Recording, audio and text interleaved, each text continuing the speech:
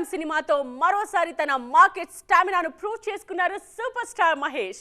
సంక్రాంతి సందర్భంగా భారీ కాంపిటీషన్ లో రిలీజ్ అయిన ఈ మూవీతో మరో బ్లాక్ బస్టర్ ను తన ఖాతాలో వేసుకున్నారు. అంతేకాదు టాలీవుడ్ హిస్టరీలో రేర్ రికార్డ్ సెట్ చేశారు సూపర్ స్టార్. సంక్రాంతి కానుకగా రిలీజ్ అయిన గుంటూరు కారం ఇప్పటికీ సాలిడ్ వసూళ్లు సాధిస్తూ దూసుకుపోతుంది. తొలి 3 రోజుల్లోనే 164 కోట్లకు పైగా గ్రాస్ సాధించిన ఈ సినిమా ఆల్రెడీ 100 కోట్ల షేర్ మార్క్ ను క్రాస్ చేసింది.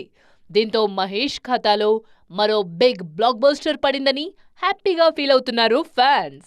గుంటూరు కారంతో వరుసగా 5 100 కోట్ల షేర్ సాధించిన సినిమాలు ఉన్న వన్ అండ్ ఓన్లీ హీరోగా రికార్డ్ క్రియేట్ చేశారు మహేష్.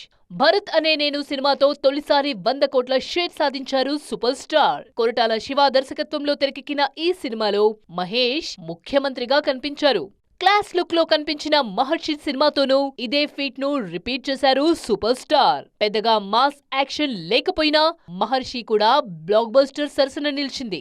100 కోట్ల షేర్ తో మహేష్ ఖాతాలో మరో రికార్డ్ ను యాడ్ చేసింది. మాస్ టోన్ తీసుకున్న తర్వాత చేసిన సరిలేరు నీకెవ్వరు, సర్కారు వారి పాట సినిమాలు కూడా మహేష్ ఫిల్మోగ్రఫీలో మెమరబుల్ సినిమాలుగా నిలిచాయి. 100 కోట్ల షేర్ తో సూపర్ స్టార్ జైత్రయాత్రని కంటిన్యూ చేశాయి.